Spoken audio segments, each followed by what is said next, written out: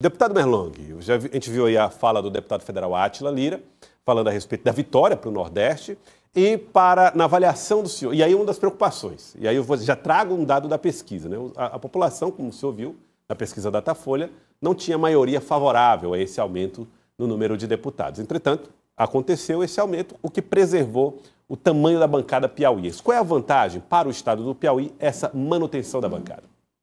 A vantagem é que o Piauí deixa de perder representação política. E o Nordeste também. Dos 7 estados que perderiam bancada, 5 são do Nordeste. As pessoas estão olhando o aspecto da despesa, alegando que haveria um aumento de despesa da ordem de 60 milhões de reais, que já está prevenido na emenda que o Senado implantou e que nós aprovamos ontem na Câmara. Não vai haver aumento algum. Apenas o orçamento vai ser rateado por um número maior de parlamentares, ao invés de ser de 513, vai ser rateado por 531 parlamentares, o que é plenamente possível, porque o orçamento do Congresso Nacional é um orçamento folgado. É um orçamento folgado, não é um orçamento aperreado. Quem tem orçamento aperreado no Brasil não é o Parlamento, não é o Parlamento, nem o Poder Judiciário, nem o Ministério Público, é o Poder Executivo. Esse sim tem um orçamento. Então nós deixamos de perder representação, e representação representa tudo num país onde as decisões importantes são tomadas no Congresso. Vou dar um exemplo aqui, Joelson. Esse ano, os benefícios tributários somarão algo em torno de 800 bilhões de reais. É privilégio que empresas e diversos setores da sociedade tiveram legalmente votados pelo Congresso e que não pagam impostos que são obrigados, deveriam ser obrigados a pagar se não existisse o benefício.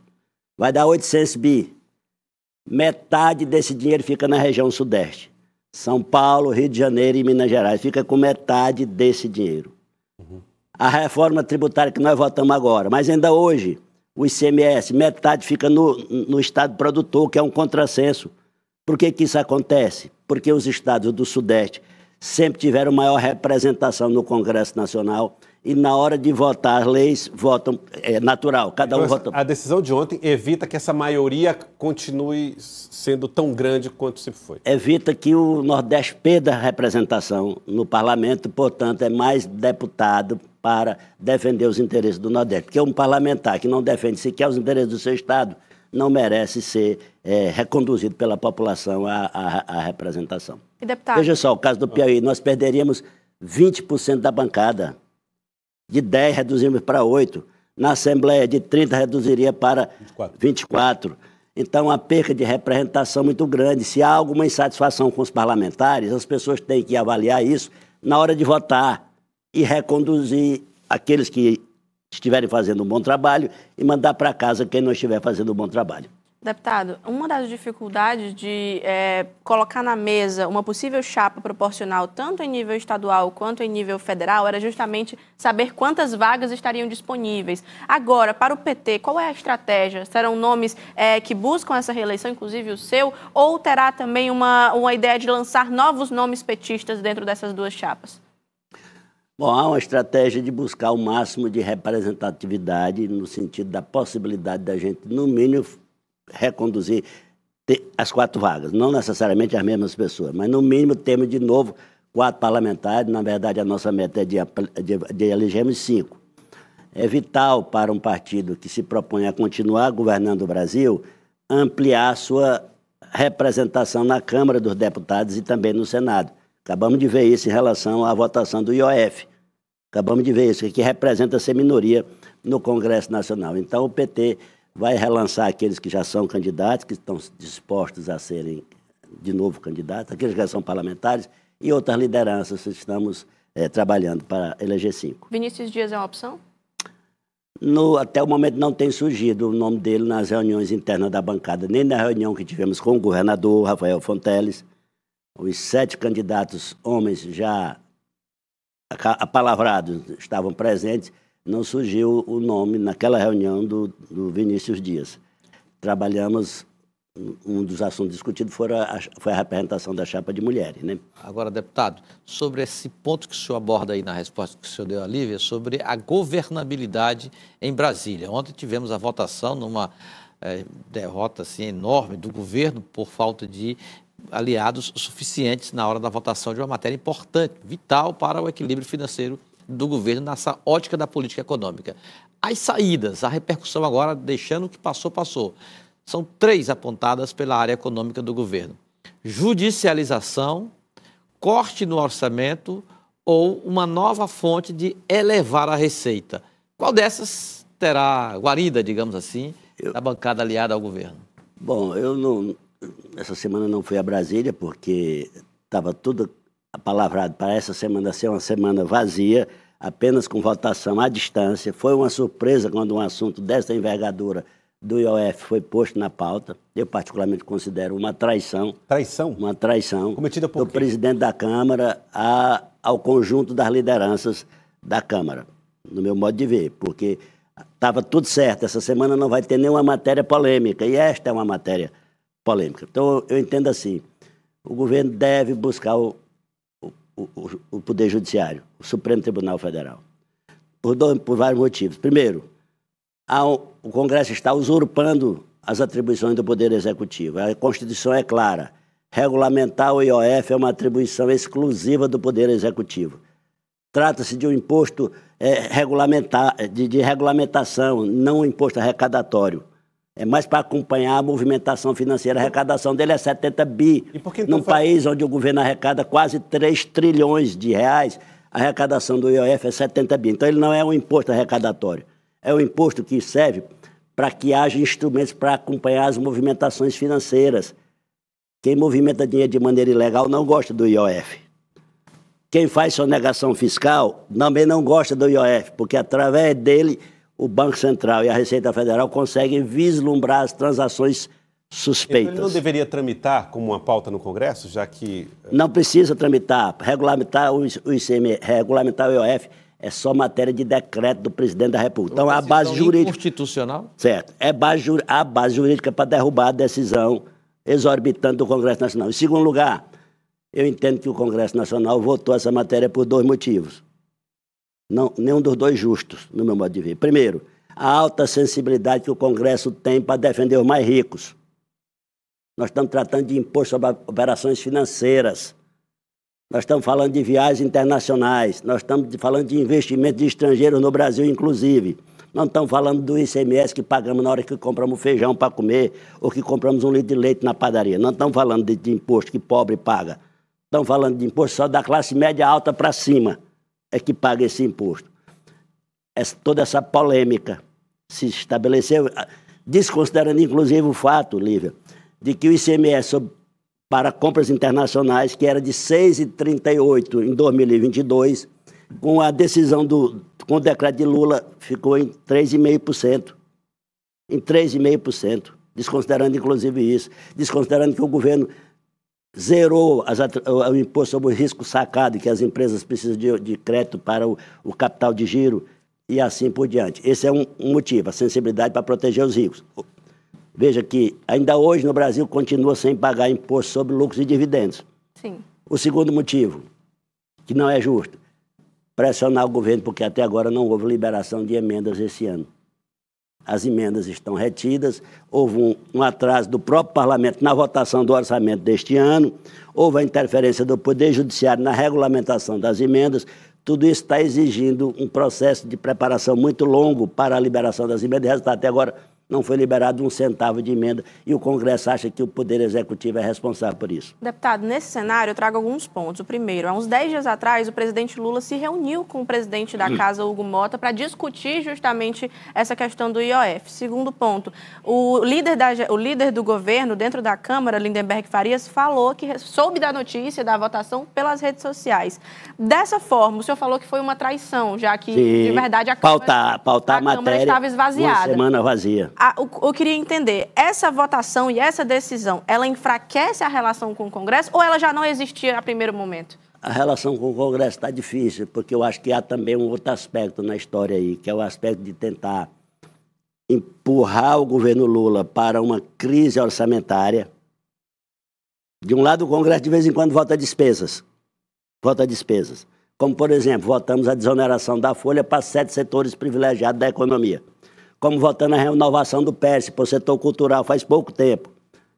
A pandemia já passou desde 2022. Ainda o ano passado nós votamos o PES para o setor cultural. De um lado o Congresso cria despesa, de outro lado o Congresso dizendo que é para proteger os mais pobres, restringe qualquer medida de arrecadação, às vezes até se trata só de ajuste. Então, qual é o objetivo? Levar o governo Lula para fazer cortes orçamentários, diminuir a capacidade do governo de fazer investimentos, aumentar a dificuldade de gestão dos órgãos públicos, porque se cortar orçamento no custeio, como é que vai ficar a Polícia Federal nas suas operações? As pesquisas dos centros de pesquisa, as atividades de aula nas universidades, as atividades nos hospitais, tudo isso demanda custeio, remédio, equipamentos. Por isso que eu acho que não podemos admitir novos cortes. Onde é que é para cortar? É para desvincular a aposentadoria do salário mínimo? Para levar os nossos aposentados para a indigência, como está acontecendo no Chile? Eu não votarei nisto. É para desvincular o BPC do salário mínimo? Eu também não votarei nisso. É para acabar com o piso constitucional da educação e da saúde? Eu também não votarei nisso. Agora, vamos embora cortar 10% nos benefícios tributários? 10% já significaria 80 bilhões de economia para o país se aumentar 1 centavo de tributo. Benefícios tributários, 54 empresas aproximadamente, apenas 54 empresas no Brasil, grandes empresas, ficam com quase 40% desse benefício tributário. Como eu já falei aqui, metade na região sudeste. Metade na região sudeste. Bora cortar 10% disso aí, já dá 80 bi. Vamos cobrar imposto sobre lucros e dividendos? O mundo todo cobra imposto sobre lucro e dividendo. Qual é o sentido que faz um grande empresário que recebe 10 milhões de lucros e dividendo pagar imposto de renda igual a uma professora de escola primária? Que é o que ele paga, só paga sobre aquilo que ele declara que ele recebe como salário. Mas o que ele recebe como dividendo, não paga 1 centavo de imposto.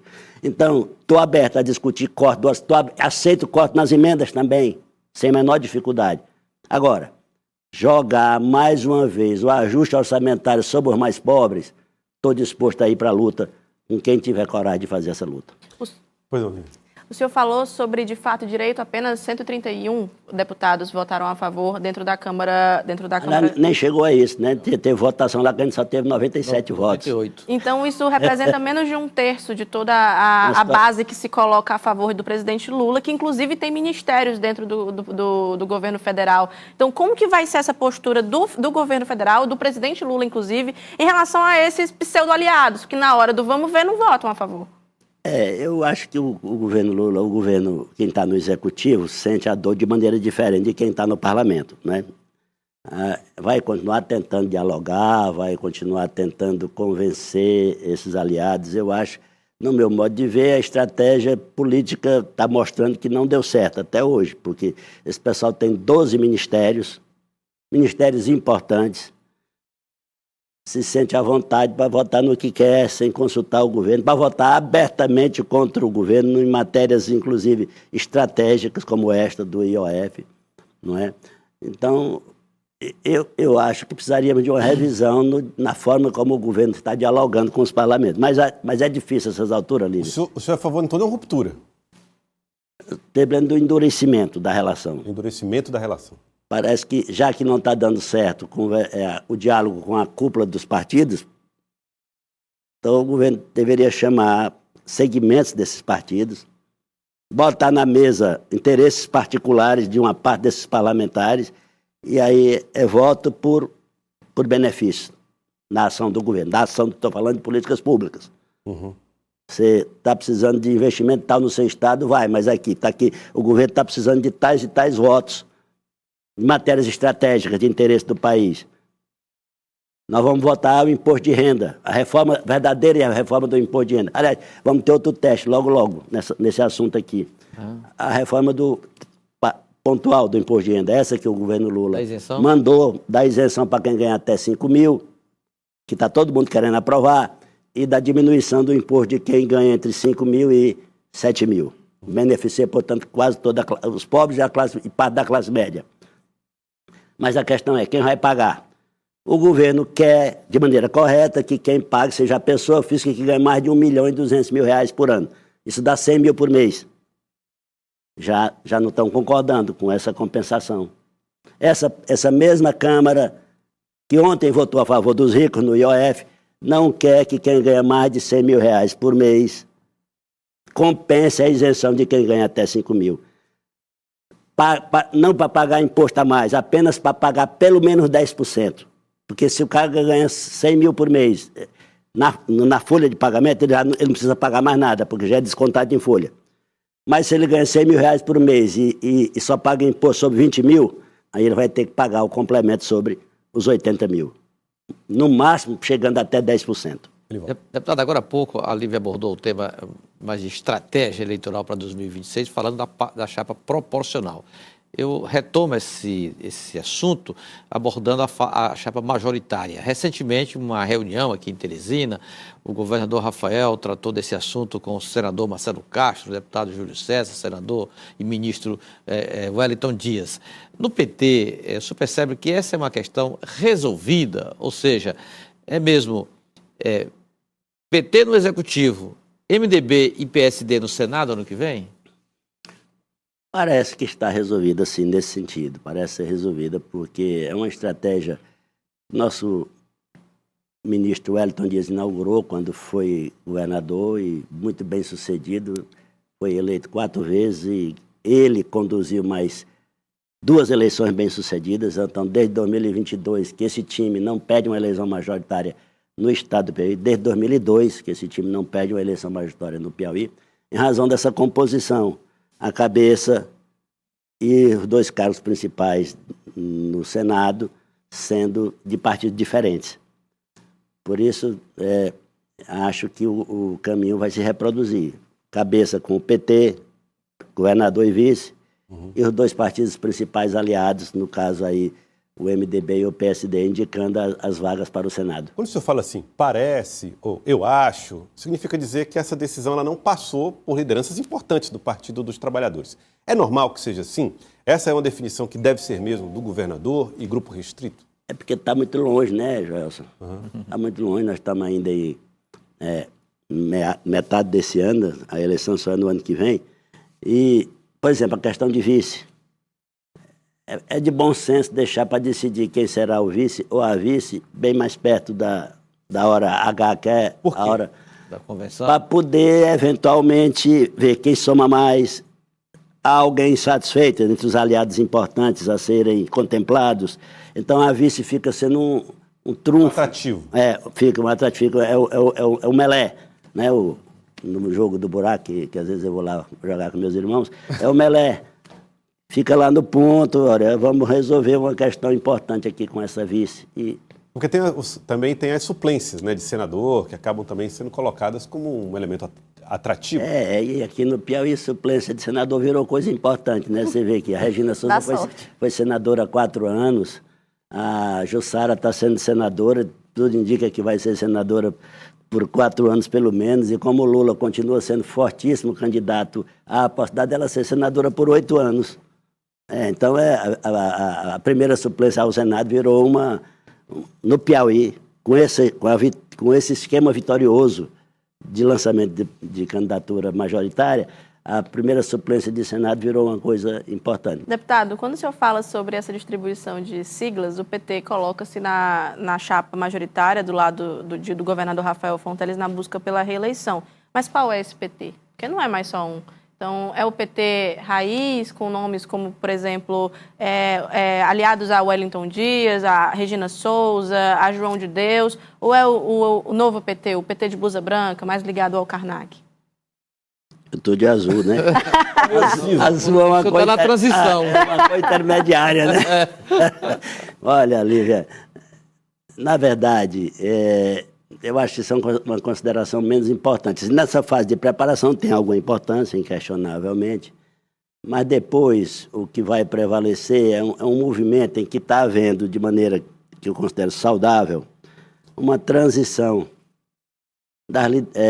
de uma época em que lideranças históricas que começaram a fundar o PT, como é o meu caso, me filiei na época da fundação, quando ele era estudante, Elivaldo também, ele era estudante naquele tempo, 1980, mas a idade chegou, né? A gente já está com mais de 60 anos E é preciso um processo de transição. E o Ayrton Dias teve a sagacidade, mais uma vez, a habilidade enorme de escolher um jovem muito preparado para liderar essa transição. Então, eu não invisto nas diferenças que há entre chamados Rafa Boy e os históricos. Eu invisto nos pontos de encontro, que são muitos os pontos de encontro. Os Rafa Boy, a expressão que o senhor usou aqui, são esse rejuvenescimento do PT, na avaliação? Sim, veja só o que aconteceu ontem. O Rafael lançando no Karnak o ecossistema de inteligência artificial do Piauí, a soberania. Eu seria incapaz de imaginar isso se eu fosse governador. Pela minha pouca visão das muitas coisas que estão em torno dessa questão da inteligência artificial. Até uma questão de idade mesmo. A maior parte da minha vida eu usei o computador como máquina de escrever e não como essa porta para infinitas possibilidades que o computador é, quando acoplado a uma rede mundial de computadores. E aí chegou. O Rafael é desta geração. Então, há muito o que somar. Se de um lado nós temos muito mais sensibilidade para a questão social, e temos mesmo, foi daí que a gente veio, de outro lado, esses novos desafios, essa turma mais nova está mais preparada para enfrentar. Então é preciso juntar os históricos, ou dinossauros até, como às vezes a gente é chamado, com a turma mais da camisa branca. Mas o senhor, como histórico... Juntos nós somos muito fortes, separados a gente se enfraquece. Mas essa situação não compromete o seu plano de seguir no partido e buscar a renovação do mandato? Não compromete. Não compromete. Essa questão aí não há na política, não é essa história assim de eu entrego para o outro o meu espaço. Não, é um processo de conquista, é um processo de crescimento contínuo. Então eu tive que caminhar esses 40 e tantos anos da caminhada do PT para chegar nesse ponto.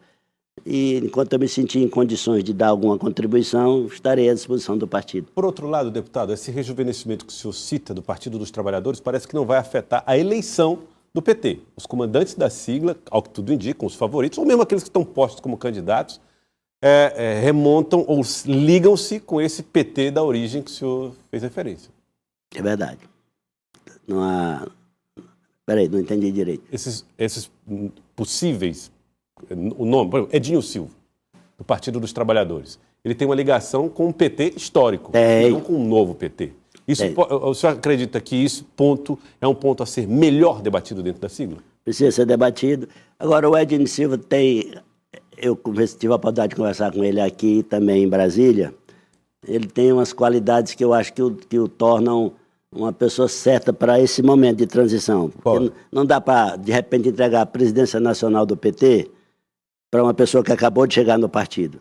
O Edinho Silva ele reúne a experiência de parlamentar, a experiência de professor e de gestor público. Ele foi prefeito da cidade dele 4 vezes. E foi ministro também, se eu não me engano, foi ministro. Foi. Então, uma pessoa que transitou pelas várias frentes da questão pública, parlamentar, professor, poder executivo, ministro. Então, está talhado, tem uma capacidade boa de diálogo. Não é à toa que o Lula também é um sábio, né? Que o Lula está investindo, digamos assim, já batizou como sendo o candidato dele. No caso, também o meu.